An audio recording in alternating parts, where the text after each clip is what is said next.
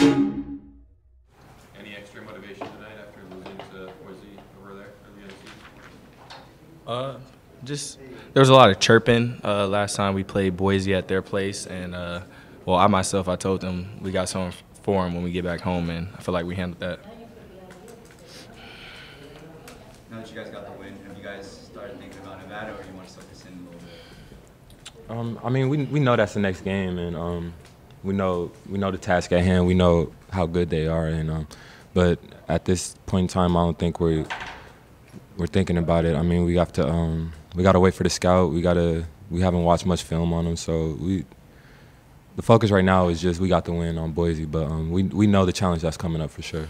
How important is a win today, just leading into the next game against Nevada?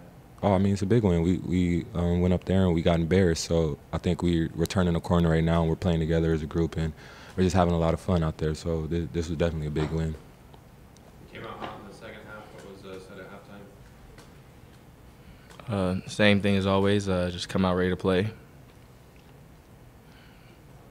Dev, there was a three, about 2.5 minutes left.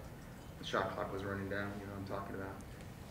And so you kind of gave them your shake and your fake, and he can go for it. And you had to shoot it anyway. Just tell me about that whole sequence.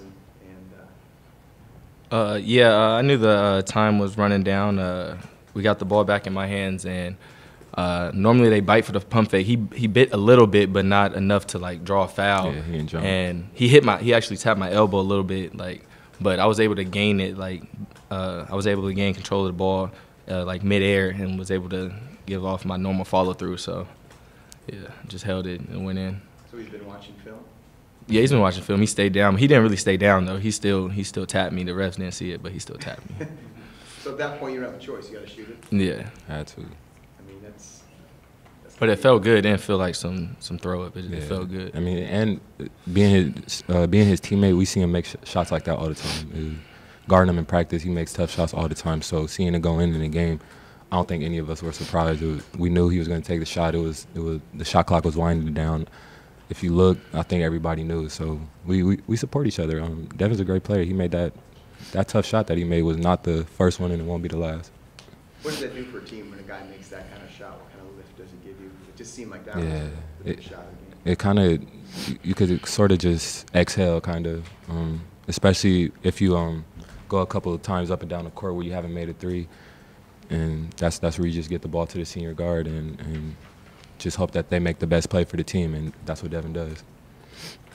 Jeremy, you had one of those chase down blocks. I know the Boise guy hit the three right after. Yeah. What does a block like that kind of just do for the team defensively? I think it's just an exciting play. For me personally, it keeps me in the game. It keeps me zoned in, and just I know I got to stay locked in mentally. So I think my teammates look forward to seeing me do stuff like that, just whether it's a dunk or a steal or a block. And I think they're always happy for me to see me do good. So.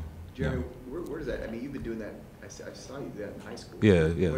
What is it about that play where you chase a guy down and hit it off the board? Well, I don't think there's not many people out there that will try to go for the layup or try to block it. So I know that whoever has the ball is already thinking that I'm gonna give up on the play. So I just always have it in the back of my head that if it's the guy my height or smaller, I'm gonna go every time. And that's just if you go for plays like that and you just win it, and it usually works out in your favor.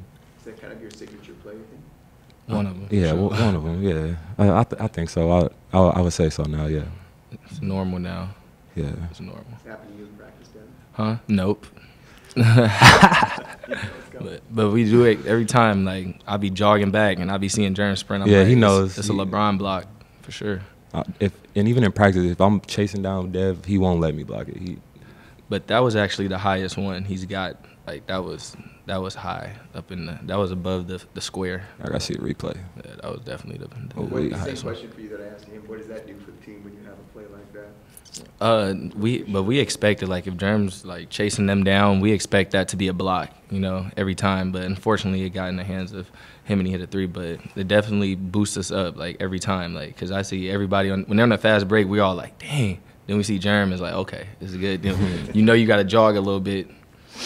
But yeah. The team had 7 blocks combined with you. I saw, Mensa got blocks, and then Nolan coming to blocks. So what could you say about the team's defense when it comes to blocking? I think we're just taking it more personal on the ball. Earlier in the year,